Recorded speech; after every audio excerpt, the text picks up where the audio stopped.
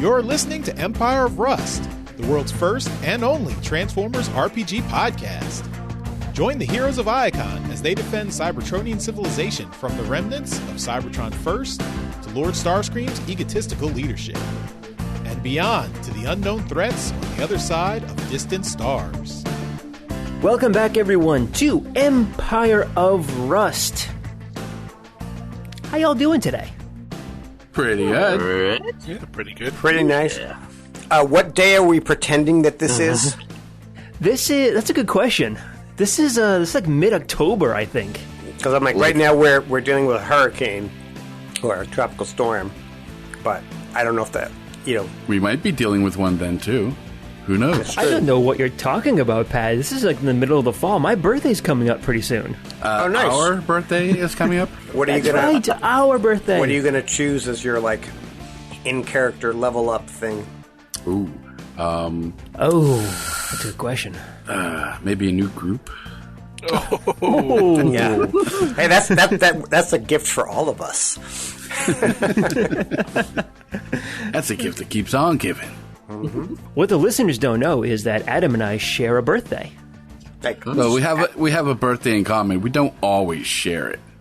Yeah, and you can only get half that's the presents. True. That's true. That's true. And what the hell are you going to do with half an Xbox? I don't know, but I know what I'm going to do with half a Transformers collection. I was going to say, you can play a two-player game. Yep. Two people can share an Xbox. Mm-hmm. Aye. Awesome. Yep. I don't know. I think I actually think I'd like to maybe run something for you guys for my birthday this year. We did that a couple of years ago, Adam. It was actually back before we started Empire of Rust. It was we actually ran Mechamorphosis, the spiritual intro to Empire of Rust for I think 2 sessions. Was it? Yeah. Begin the flashback sequence. But no, that was actually really, really a great time. It was a neat little one shot that we did. Well, it turned out to be more of a 2-shot than anything else because I can't fucking run a 1-shot to save my life. Always giving a little bit extra. That's you all over. Yep. We just did a recording for Transmissions. It was supposed to be a 1-shot, turned into 2, of course, just like anything else. And a lot more episodes probably than you expected, I imagine. I mean, you were expecting, 7 episodes? That's a great question. I was hoping for 3, maybe 4. I got 6 out of it. So you know what? I'll take it.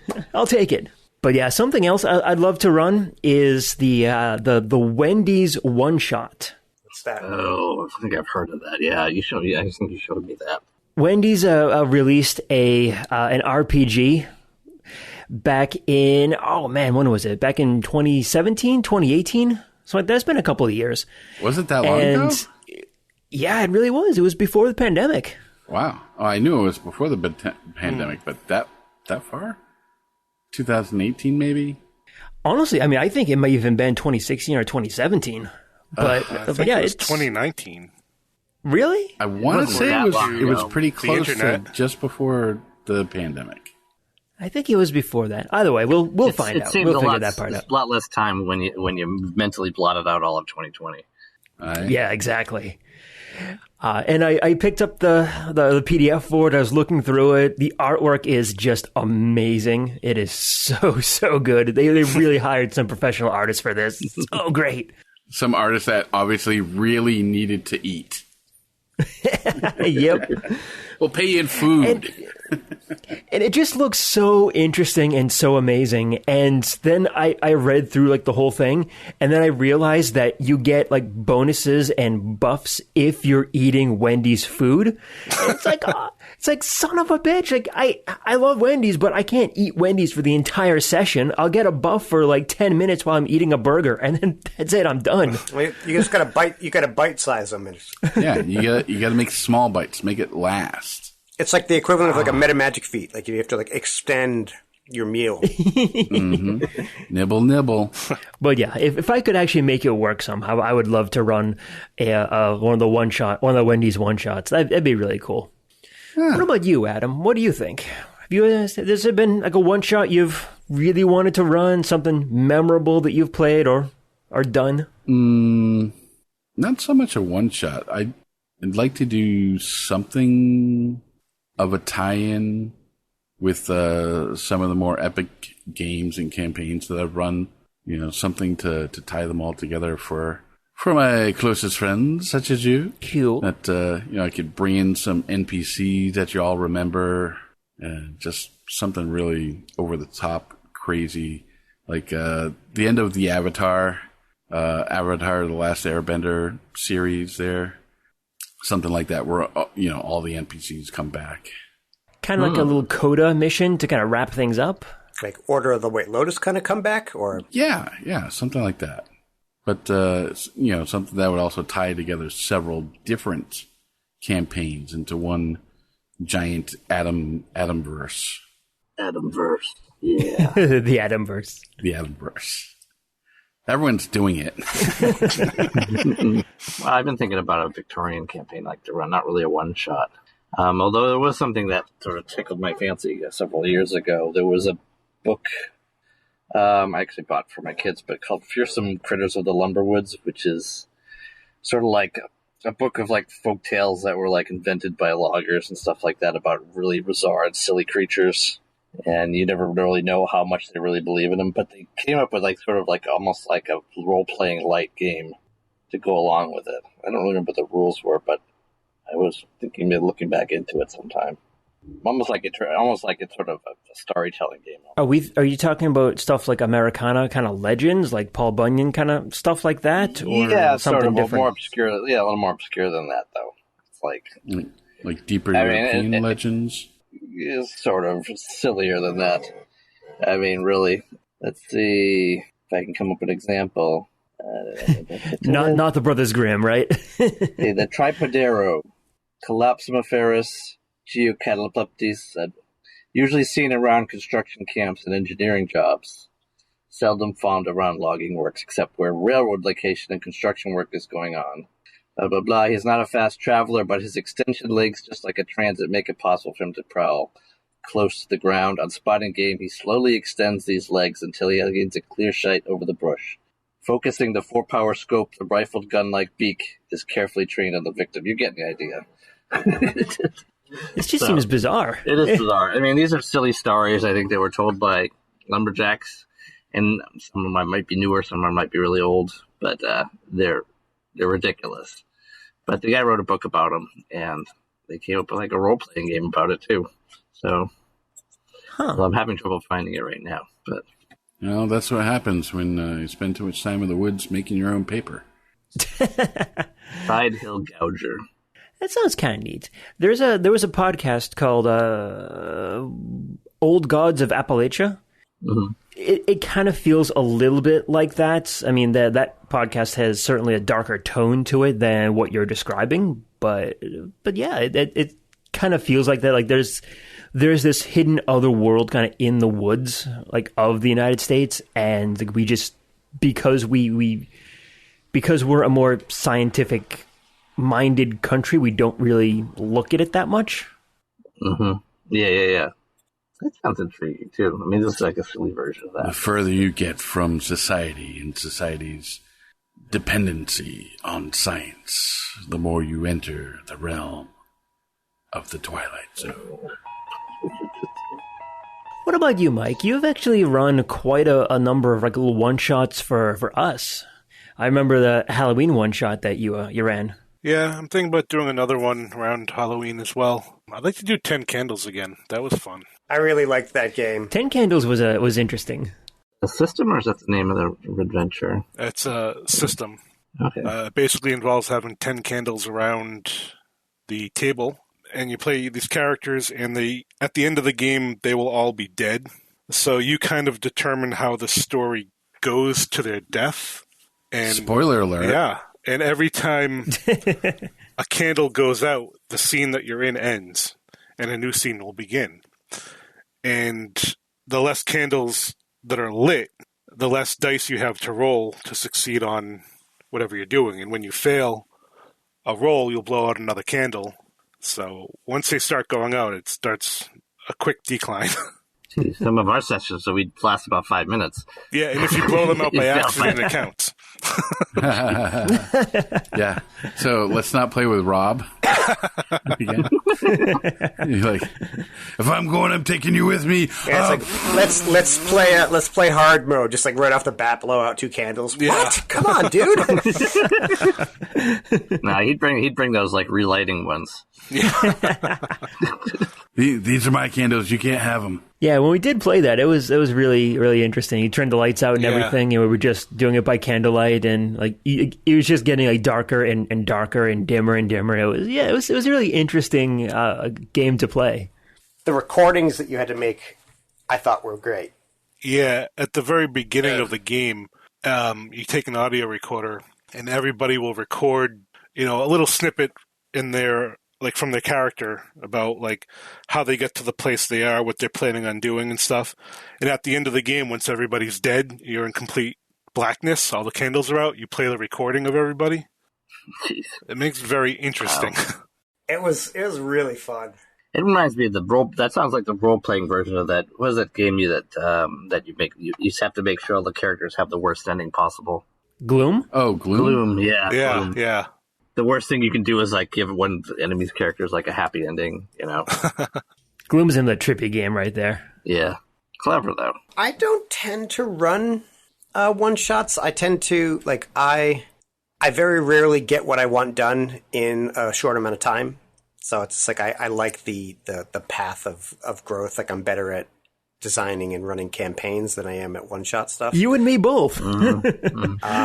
So, like, I don't know. I don't. It's not my instinct. I've never been like, oh man, I want to run this one shot. Like, I've never said that in my life other than just now. So, in parody, I mean, I enjoy playing them. Like, I've played, bunches of one shots, and like they're fun, but they're a very different way for me to play. Yeah, it was just a little bit of a different mentality because, like, I'm not going to give away any spoilers, but if you remember what happened at the end of our one shot with the transmissions. I probably would have been a lot more bummed at the end if it would have been, ongoing. Right. And I know, like, that was a thing, like, the build that I had made for that other adventure, I'm like, is radically different than a character I would want to play if I was going to be playing that with any sense of continuity. And I tend to like the continuity character builds more than the one-shot character builds. And it's funny. I mean, I sort of like the idea of doing one-shots just because it, have something that you just take up with complete improvisation, like without any warning, and see what you can do with it. Mm-hmm. As opposed to, I mean, obviously it's not the same as a planned one-shot, A planned adventure would probably be longer, I don't, to the degree I do any planning at all. Mm. Well, I got no segue for this, so you know what? Let's just jump right into our game. Yes. Our not one-shot. The continuing adventures of our heroes who have continually avoided putting a team name together. Yeah, this is the 64 shot. So you have presented your evidence to the High Council here, and it is at the end of day 1, and you have retired from the courtroom. And Wildstrike and Carapace are on the way back to the ship along with the rest of you to just gather together and to figure out what's going on here, because Sweet Spot and Magnum and Pythagoras were in the courtroom dealing with day 2, whereas Wildstrike and Carapace were off meeting a small bot over near a restaurant who was getting beaten up, and the two of you saved him. His name is Nyco, Nyco, and he had some evidence for you. He had said that he was privy to a conversation between Quick Switch and then Administrator Alexiagins. No, I'm sorry. It was Reutengins. I believe I'd said. Yeah, I would have gotten that wrong. Gesundheit. We will pick up this scene here right before you guys kind of retire for the day, before day 3 starts. Is there anything that the 4 of you want to compare notes on before we get into day 3 and the defense? So we're actually together and can like talk privately and all this kind of stuff now? Yes. So correct me if I'm wrong. Did you guys bring Nyco with you? I think so. I think I believe you did. We probably would, and we would probably try to disguise him if at all possible. Nicky! Is that you, Nicky? Was he a robot? Does he transform? I can't remember. He's a robot. Can he transform, though? He did not transform, and neither of you had done a life science check on him. Well, I'm going to ask him, can you transform? Yeah, he'll tell you that, yes, he can transform.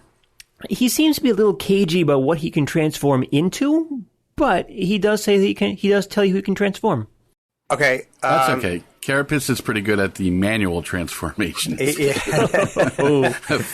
Force him into it. Yeah. Anyone's a transform if you try hard enough. I know, right? It's like all mushrooms are edible. Some are only edible once.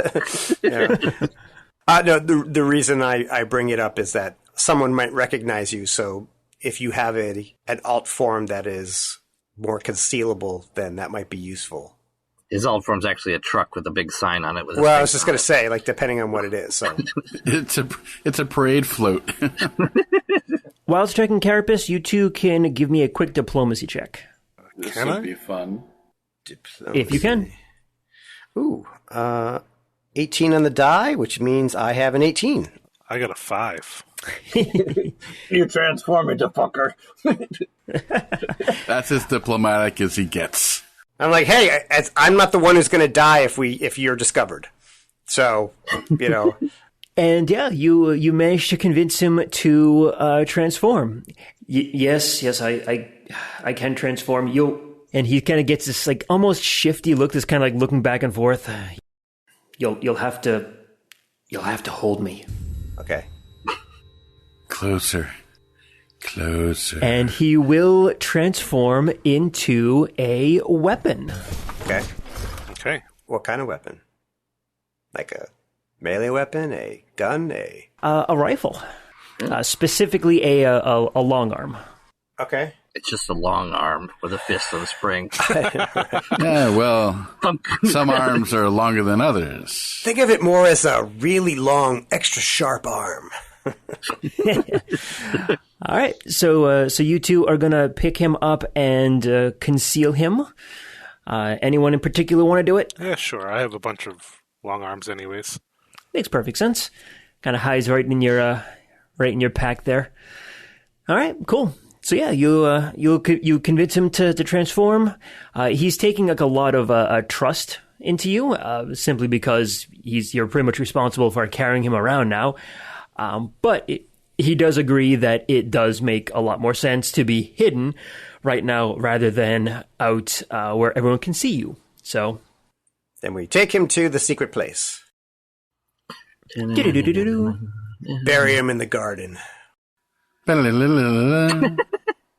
Diddly-doo, diddly-doo, diddly-doo. So all 4 of you are on the ship. Do you have anything you need to discuss before the next day? We found a witness. A witness to what? Here, you guys want to talk to? Do you want to talk to him? So these are the ones who actually talk. He's I think he was like a security guy. Not a security guy. What did you do again? I worked in the orbital communications array. That's right. And what he'll do is he'll regale the 2 of you with the same story that he told Carapace and Wildstrike, that he was privy to a conversation between Quick Switch and then Junior Administrator Reutengans. So ironically, this might be like a smoking gun. I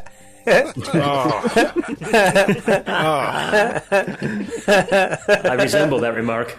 I represent that remark.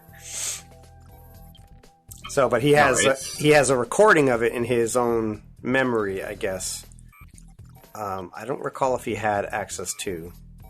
Well, Pythagoras will just stick a plug in him and download it. Do you mind if I just download your soul? Oh, yeah, no problem. Can you make me a copy? Yeah, I'll burn it onto a CD. Whoa, hey, watch where you stick that plug there, buddy. Yeah. We just met. You gonna buy me dinner first? And suddenly he's Brooklyn. This is why I don't want to turn into the gun. My personality does a complete 180. You got your Brooklyn showing.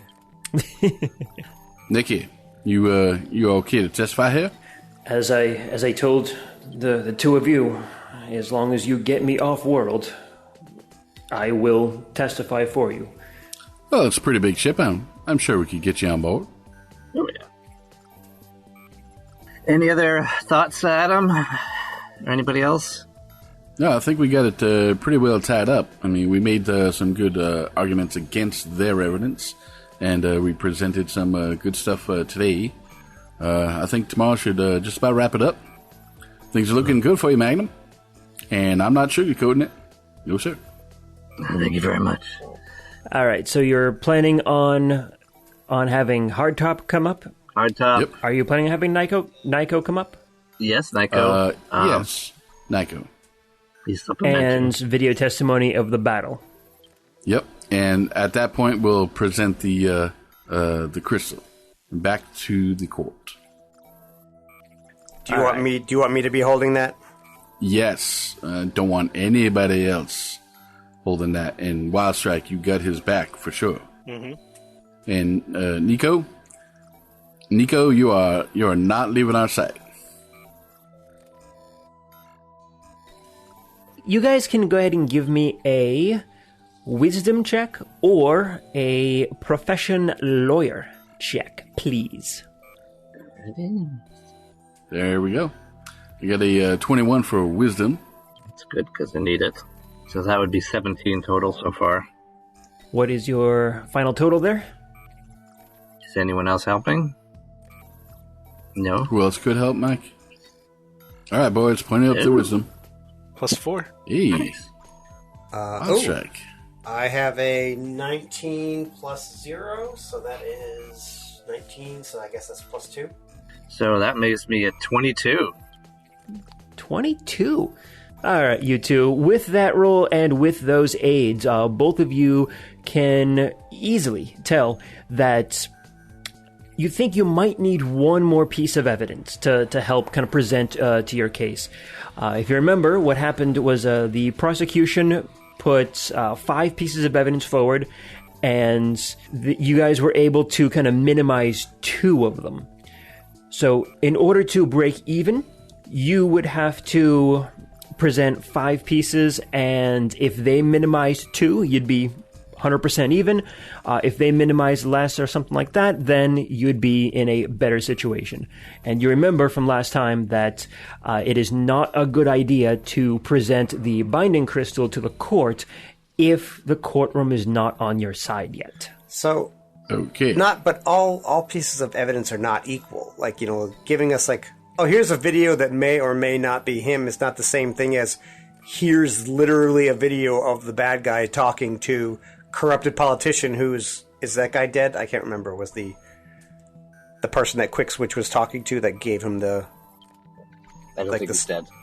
the security clearance? Like, is he in this room? Because I thought that he might be in this room or something. Because there was a guy who yelled at everybody and was just like settle down. So I guess we should roll culture checks because no one knows what we're talking about. I will try to assist.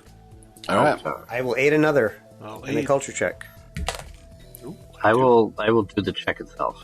Can Nyco help us aid because he's actually from this planet? Yeah, I'll go ahead and roll that up for you. Yeah. Why not? I add +2. I also add +2. +4 for me. Nyco will give you a +2. So what you got there, Matt? 43. Why do I bother, right? With that, you know what flavored lip gloss he likes to wear. Cinnamon. No, it's lemon lime. I don't know why, but it is. Just like having that sour pursed lip duck face. Roentgens, back in the day, was a junior administrator, an up-and-coming junior administrator. And a damn fine one.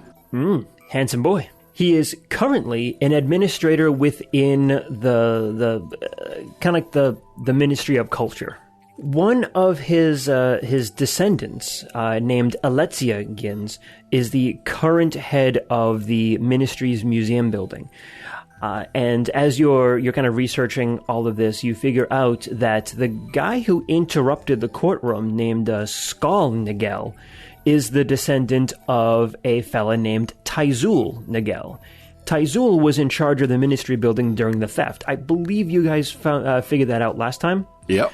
But what you find out now is that Roentgens was put in charge of the Ministry, specifically of the Ministry Museum, right after the theft.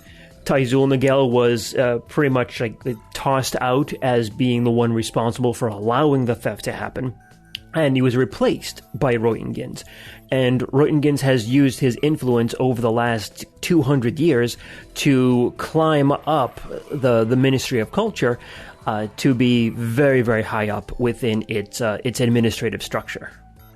After about 50, 60 years or so, he placed one of his descendants there, Alexia Gins, as the current head of the Ministry Museum building. So, could it be said possibly that this whole thing was a political ploy to give advantage to an ally of Quick Switch? Certainly could. And would that count as our additional piece of evidence? If you want to start kind of pushing it towards him, then yeah. I think you can do that. Conspiracy should be a pretty strong argument there, considering all that we found out so far. Yeah. Mm-hmm. So basically, let me get this straight. So the guy, Quick Switch, meets with this guy with this illegal arms deal, and then the theft happens, and that helps this guy politically replace the other guy because of the theft. And then he basically, his family line basically goes up the ladder as a result up to the present day. That is right. And the original guy's still alive? Yes, he is still alive. He is pretty high up in the government right now. He must be pretty old at this point, though. I can't remember if he was a bot or an organic. He was organic, but don't forget that a lot of the organics in Scarvix do live for quite a long time too. So, yeah. But we just had Old Man Jenkins the last time, so. Yep. he was old. All right, that's interesting. Let's get to the unmasking. Let's go.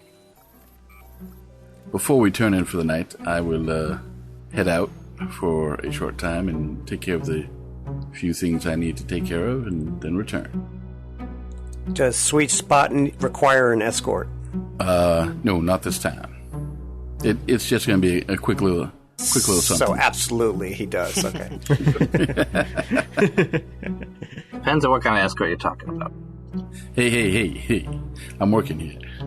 Oh, so you're being paid as the escort. I see. No time for love, Dr. Jones.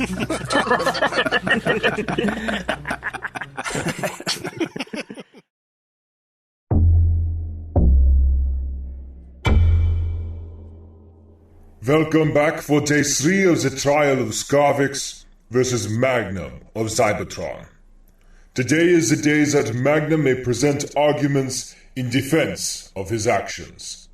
Without further ado, Magnum and Sweet Spot, you may have the floor. I don't want the floor. You will take the floor. I have my own floor. It means we have the ability to speak. Oh, okay. Don't worry. Let Pythagoras and I do most of the talking. You just sit there. The bailiff comes up to you with a piece of floor, just hands it to you. You're not helping our argument here. Go away now, son. You're bothering me. If it please the court, I will call Pythagoras to the stand. And Pythagoras heads on up to the witness stand. Magnum transforms back into his dollhouse mode. Pushes the little bench over. And climbs up onto the stool, climbs up onto the stand. Throws a few phone books down. The bailiff brings over the stool again. Sets it on top of the chair. I come over and lean on the lean on the witness stand here. Your name, sir, is Pythagoras Cutie? Is it not? It is. Canon now. It's part of the courtroom dialogue now. Pythagoras, if I may call you Pythagoras. Sounds like a good idea. In terms of how you came across Magnum's form over there, before you two had combined for the very first time, could you tell us the state he was in? Yes, I first met him on Junkion. He was stranded there, and he was very injured. He looks like he'd been there for quite some time. He was stuck in his alt mode, and most of his memory, his brain module, had been destroyed. You are a bit of a, not a doctor per se, but you are well versed in the physical attributes of bots, are you not? Yep. Yes, I actually am medically qualified as a doctor and surgeon, and have done a lot of study. So your assessment upon finding dear Mr. Magnum over there in the state he was in, what percentage of his brain box would you say was left intact? I would say 10% at the most. He was essentially absorbing radio waves and transmissions and just sort of storing them away, but he couldn't remember who he was or really anything, and most of his original personality was gone too.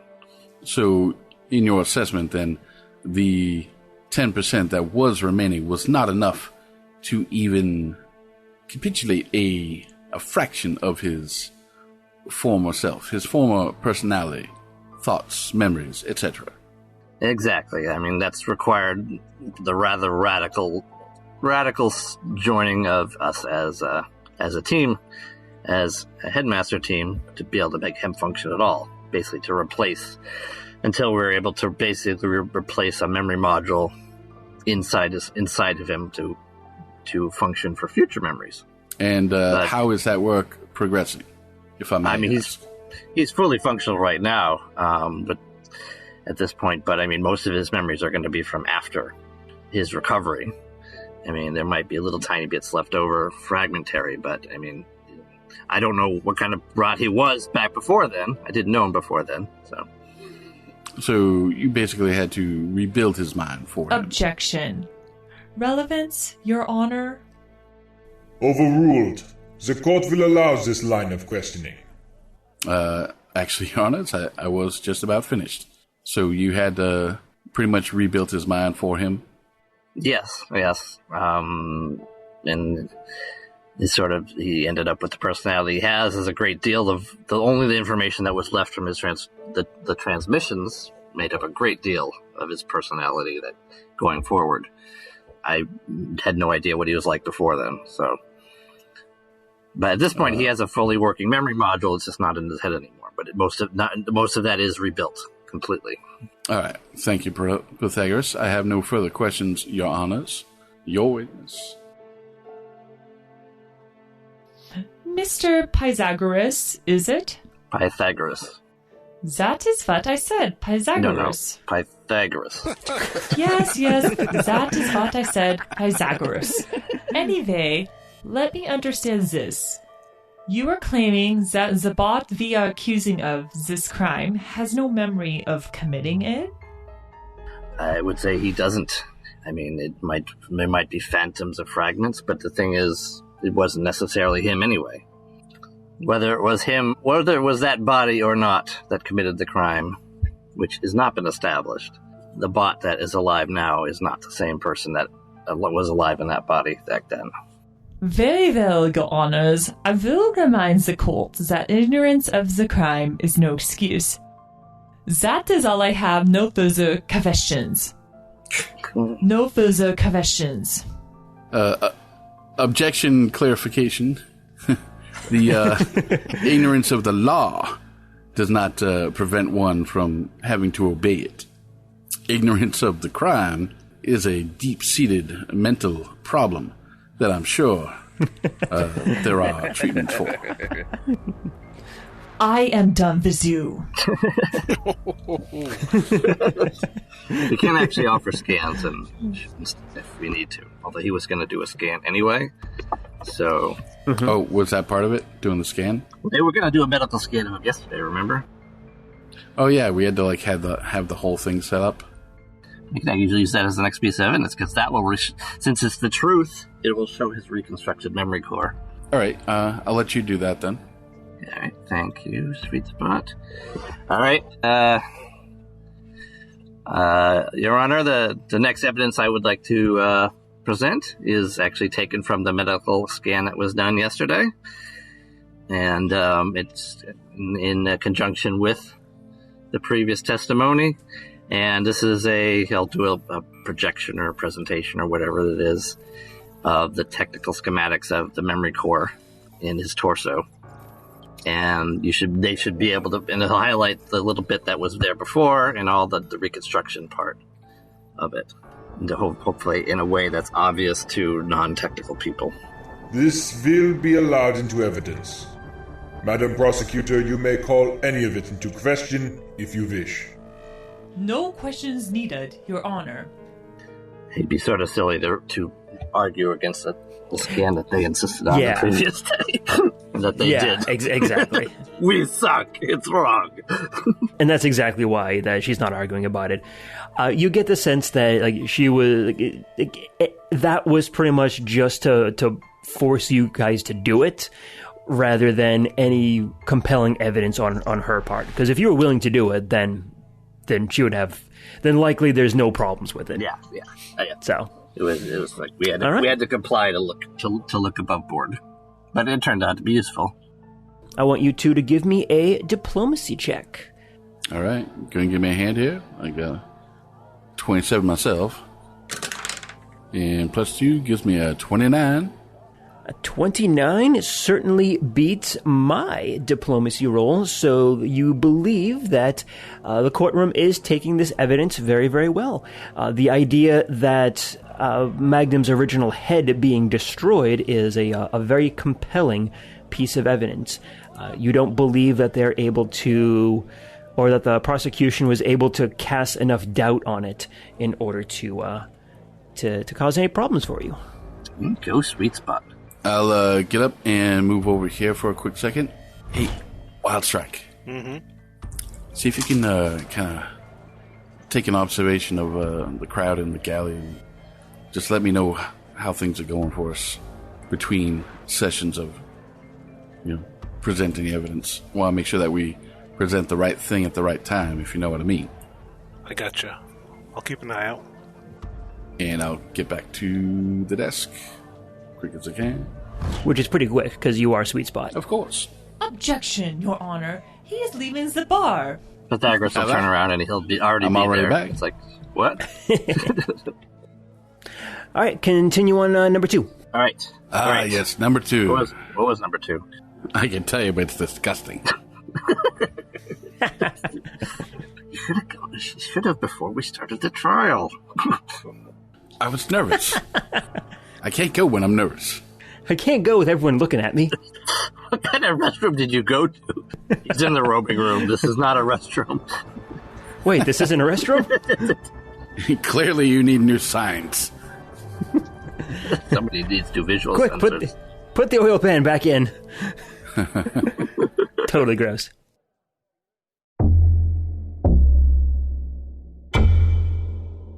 Pythagoras will go out and push his stool out there again. Next witness, I call Mr. Nyco. I'll run over here and open up the little gate door for him. Mr. Nyco, is this your name? That's correct. Yes, my name is Nyco. Yes. So, Yes. Were you a communications officer about 100 years ago? 200. 200 years ago. That is correct. I worked in the orbital communications array.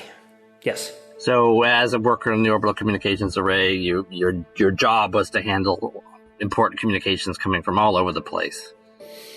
That's correct. I routed diplomatic calls through, off-planet communication. Yes. All right. So, As part of your job at about 200 years ago, did you ever hear communication from a bot named QuickSwitch? That is correct. I did hear that. I did see that communications as I was routing it through. Who was he speaking to?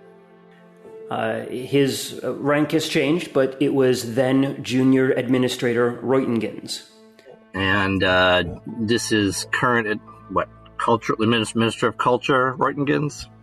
That is correct. Objection. What does Administrator Reutengins have to do with this? Oh, this bot QuickSwitch for this matter? Well, if you wait and see, you'll find out. But this line of questioning is heading towards the possible real culprit of this threat, of this theft.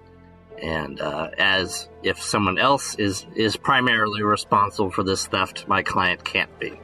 And with that statement, you hear the courtroom kind of like get a buzz, like, wait, it's like someone else who's responsible? It's like, wait, what does Reutengins have to do with this? And you can kind of hear like the hubbub coming out from that statement. What's the hubbub, bub? What's the bub hub, Rub? Do not Google that. So what was the content of this conversation? I heard, and when he starts talking about this, you can kind of see him getting a little scared almost, like he's kind of looking back and forth a little bit, like he's you can tell he's really nervous to be here and to be giving this testimony. But he will go through like the whole story that he went through with you guys. He'll tell him all about the whole conversation between QuickSwitch and Reutengins. And like the more and more he talks, like the more the kind of murmur from the crowd is getting a little bit louder. Wildstrike and Carapace, I would like the two of you to make a perception check. 10 plus 9 is 19. 26 for Wildstrike. The two of you are scanning the crowd. In the back section, the back gallery, second from the right, you see Administrator Reutengins. I imagine the two of you have took a look at like photos of him during your research last night, and as you're scanning the crowd now, you see him in the back row at the back gallery there. Hey, do you see that guy back there? I don't know. Did we both? I'm sorry. I will say that Wildstrike noticed it. You did not, because there's a lot of like commotion and stuff going on right now. But once he points him out, I can verify it. Oh yeah.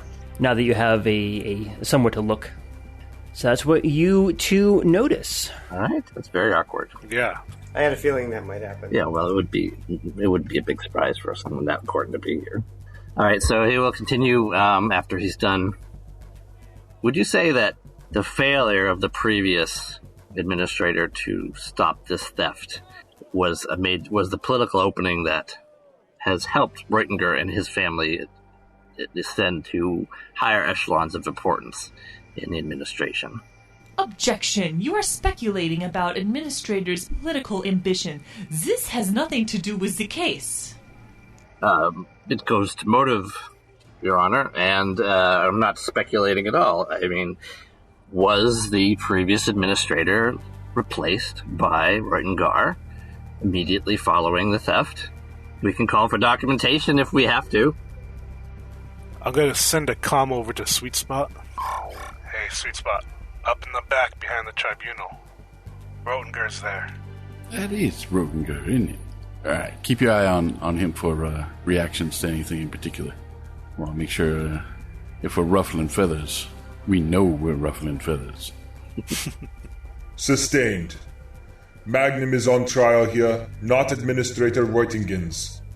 Even if that was the cause of the Administrator's political gains at the time, it is not relevant to Magnum's guilt. It's okay. You can actually back off. We already got it out there and got people talking and thinking about it. Yeah. I mean, that's really what we've gotten as far as we wanted to anyway. You're right. It's okay to back off. All right. Leaving the administrator aside and focusing on QuickSwitch again, I would like to play you this recording of the conversation that happened between the real criminal, quick switch, and he will play that recording that we have. Okay. And he won't mention administrator again in this bit, since they don't want him to. Go ahead and make a diplomacy check. I'll be aiding you this time. I'm going to keep a close eye on the guy who's being accused while the tape is happening, because when we hear his voice and see him, he's going to react. So I just want to say I'm specifically watching for that. Yeah, plus six to your roll. 22 total, because I am doing lousy on my lawyer rules today. 22 total. 22 as a standalone roll, isn't that bad? And 22 after it all being added together. All right. Learn how to take a damn compliment, will you? With the 22, the courtroom seems to be really split on this right now. Some people are specifically looking towards Reutengans and, kind of look like a questioning look. Others are they're looking at you and they look kind of angry, and it's like how dare you accuse an administrator undermining of this? Their government. Uh-huh. Yeah. You think that you did get through to some of this, but not as many as you could have. All right. Well, I mean, this is what you call supporting evidence, that it doesn't necessarily really make a point totally on its own.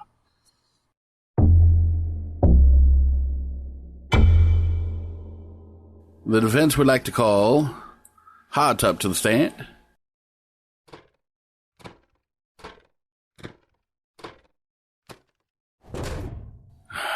Could you state your name for the courtroom, please? One time only. Hardtop of the Korvax Plateau. What is your occupation, sir? I'm a bounty hunter. The best bounty hunter. Objection. That's speculation. Sustained. I'll lean in and say, I believe you at least. Mr. Hardtop, could you tell us about your last bounty? In particular, the bounty for Magnum? Certainly. I found him on Cybertron a few months ago, and after getting in a fight with him and the three of you, I was able to broker a deal where he would come along quietly. Could you specifically name the others when you said the three of us? That would be yourself and two of the bots over in the gallery. Wild Strike, I believe his name is, and Carapace. The big bot and the less big bot. the sleep bot. Very well. So you had encountered us while trying to collect your bounty, and we gave some resistance, did we not? That is correct. You fought tooth and nail. At what point did the fighting stop, though? Do you recall?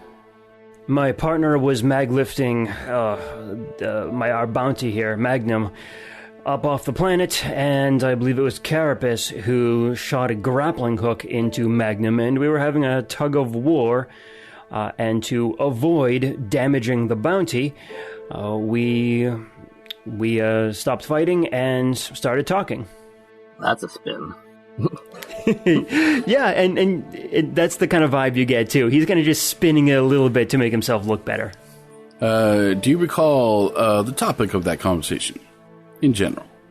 If I recall correctly, Magnum claimed that he had no memory of the crime. Okay, but he was your bounty. Weren't you going to just collect him anyway? I was. What changed your mind?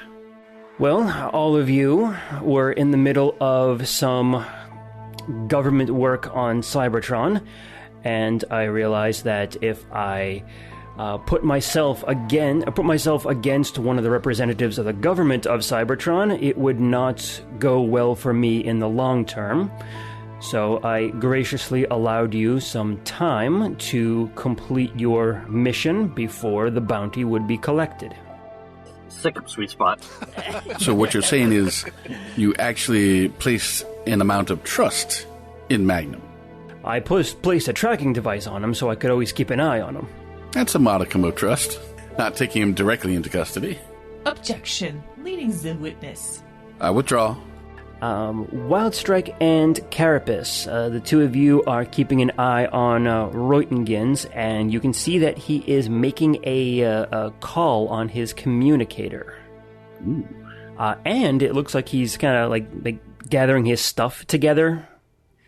You know, because these are organics, they have coats and what have you, so it looks like he's gathering his stuff up. He's ready to leave. Do you two want to do anything while Sweet Spot's continuing the questioning? Carapace, why don't you stay here and keep an eye on him? I'll try to sneak out, go around. Okay, do we want to tell Magnum to scan the call and see what he's saying? Yeah, if he can, yeah. He is already in his alt mode. Right, that's why I figured it wouldn't be a stretch. Nothing better to do. Then ponder your fate. Okay, Magnum, you go ahead and reach out your scanners in that direction, and you can clearly tell there is no comm signal going into his device at all. He's faking. Oh, well, I will let them know that. His phone's off, guys. It's malarkey. It's his excuse to leave. I'll make an aid another with a stealth check to help him leave the room by drawing attention to myself. You know. Okay, go ahead and roll up your stealth. He reverses its attention deflectors, and they turn into attention Right. detractors. So that's a Little sparklers go off, flags, whistles. so that's a 26. So plus 4.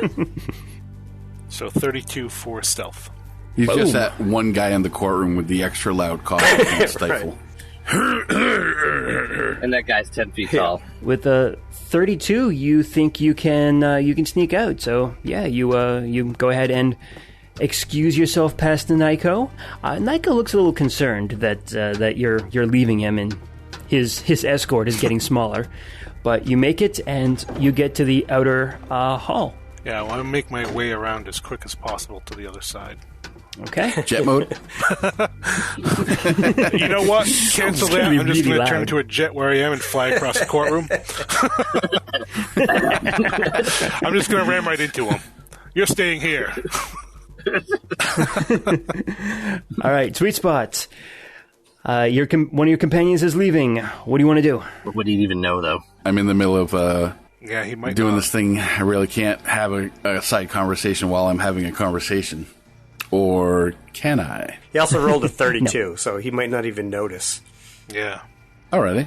Yeah, I definitely wouldn't notice shit. Just rolled a 11 for my perception. Yep, that's a 1 on the die. Anyway, so, hard top. After you made your intentions clear, and Magnum had told you that he had no memory of it, did he seem like he intended to get to the bottom of it and wanted to cooperate fully with you to do so? That was my impression. No yes. further questions, Jonas. All right, let's go ahead and make a diplomacy check. All right. See if you can convince the courtroom of your intent on this one. Were you helping out at all? Yes, you were. Yep. So that would be a Is that 36 altogether? plus 6. Plus 6. For you. Yeah. 36 there. Mm-hmm. I'll lean over to Magnum and inform. Way to look like the victim here. Good job. Thanks. Good job. I'm convinced, that's for sure. Yeah, you feel that you've kind of introduced a little bit of doubt into the courtroom on this one. It's like, if he was really guilty, why didn't he just run? Why didn't he go ahead and try to escape? Had the perfect chance to. Exactly.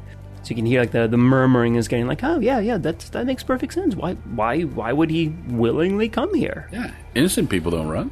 And that on top of the testimony from yesterday too, when he said that he came back willingly to face this once he realized what was going on. So yeah, you get the sense that that kind of worked for you.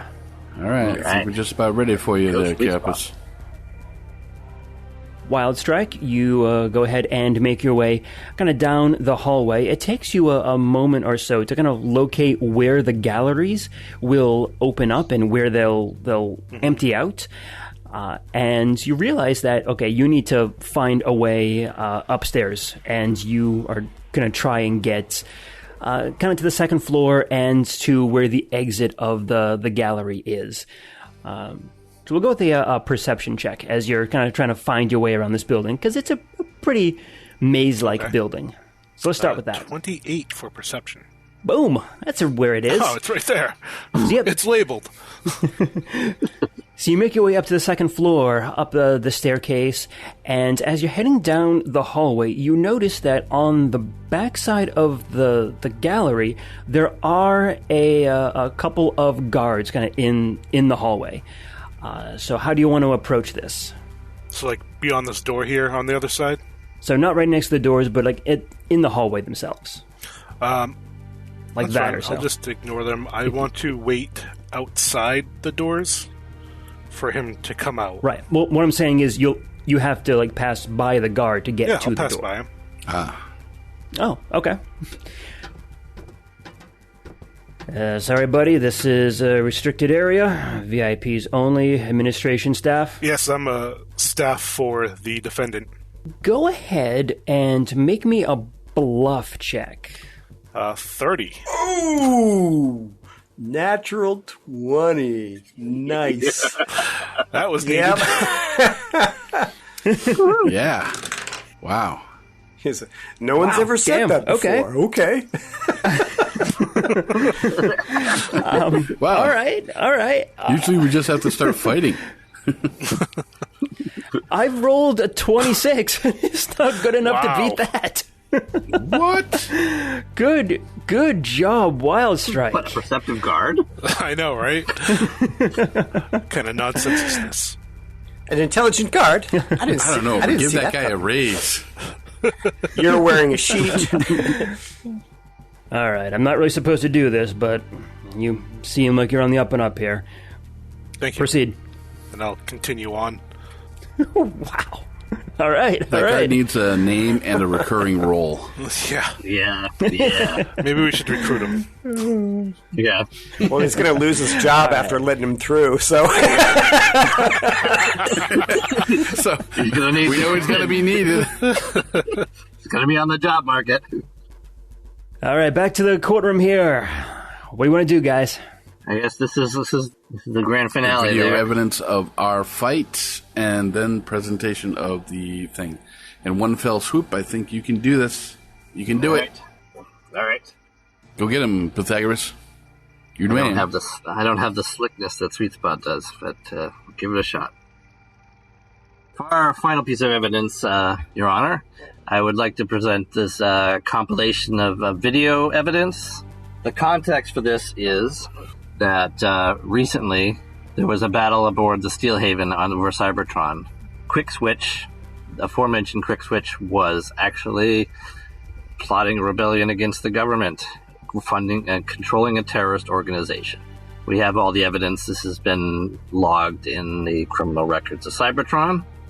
And some of the bots here were part of the team that eventually put a stop to him, including Magnum. This is some recording of the final battle and a conversation with Quick Switch, which before he was killed at the end of the battle. And then it will play the sort of a best hits of everyone different recorders to sort of show the battle from a cinematic point and get Quick Switch's speech in there. If we can cut out the part about how he sent Magnum to go get the thing, that would be good. I think you should put it in there. Oh yeah, you think? I mean, if they don't, they're going to look through this evidence. Full transparency. Yeah, full transparency. And, like, the fact that he's just like, yeah, I hired the previous person and then killed the head, you know? Yeah, he admits to killing him. That's true. To Okay. blowing his head off. It just And then helps. you'll see that the fact that Magnum has no idea what he's talking about. So. You play the video. It goes through the whole thing. You see all of the events on the Battle of Steelhaven, and the gallery here is watching with rapt attention. Like you have like all eyes on this video right now, and kind of like the murmuring, and like, as you're going through it too, like you notice a couple of like the people in the gallery kind of like start to cheer a little bit. It's like, yeah, you did it. It's like, boom, take a look. It's like, because it's just a big, epic action adventure that's being played on screen for them right now. Probably more exciting than most of the things they see in court anyway. Yeah. You get towards the end once all of you combine into Alloy, and you see Quick Switch take that final shot against you while he's being held by the guard. You smash the guard, grab Quick Switch, and all throughout this, he's admitting like all the things that he did to you and to all of you. And when you finally do that last hit and you pin him down and Wild Strike, your arm comes down and boom, hits him that one last time. A couple of the gallery like kind of cheers like, yeah, boom, get him. Fuck that guy. And then the camera falls on the five of you looting his body, or I should say examining his body. And on the body, you pick up what is clearly the binding crystal right off of him. And once that happens, like you hear these gasps and like, like everyone in the courtroom recognizes exactly what it is. That's it. Carapace, you head on over to the opening here into the bar and start heading into onto the witness stand. And as you're doing this, you're noticing Reutengins has finished packing up his stuff, and he is kind of making his way out towards the door. Okay, well, he's not gone through, but he's certainly right up next to it. Well, the fact that he's fleeing, I think, is going to be good for us. I ask you guys, like, in our comms, like, where should I place this thing for maximum effect? Like on the desk of the prosecutor, in front of the judges, in the middle of the room to make the pineapple like like that nice little epicenter. Like I'm bad with aesthetics. So I would say, Carapace, you probably just go up and put it on the desk of the guy in charge. So so when I receive the signal, I'm going to get up and instead of doing like the excuse me, trying to like walk over everybody, I'm just going to like walk to the front and just step over the guard because it's knee high to me, so like it's nothing. And then I'm going to very slowly and deliberately, and without talking because I don't want to ruin this, just walk up and while everybody's gasping and saying, like rooting us on, and then approach the tribunal and place the crystal on the desk, give a nod, and go back to my seat, and drop the mic that I wasn't using. The video ends. The lights come back up in the courtroom, and the first thing everyone sees is Carapace putting the binding crystal right in front of High Administrator Stanzamt. And we will see you next time. Yeah, you will. Nice. From the secret files of Teletran 1, Empire of Rust is written and GM'd by Michael Ordway. Headmaster Magnum and his partner Pythagoras are played by Matthew G. Candidate Sweet Spot, representative of Velocitron, is played by Adam H.U. The Decepticon Warrior, Wild Strike, is played by Mike M. And Carapace, the Beast Soldier of Primitive Eucharis, is played by Patrick Finn. Additional characters are played by Michael and Cassandra Ordway. Empire of Rust is supported by the humans and networks of planet Earth, whose online networks provide access to libraries of sound effects and music, such as Storyblocks, Zasplat, Blue Zone, and Dark Fantasy Studios. We are distributed by the Transmissions Podcast Network. Stay up to date with all the latest news and reviews in the world of the Transformers by going to transmissionspodcast.com or searching for the Transmissions in your podcast app of choice. You can communicate with the heroes of Iacon by joining us on the Transmissions Discord channel. There you can discuss episodes, talk to the cast, and download the rule set used in the Empire of Rust. Teletran 1, signing off.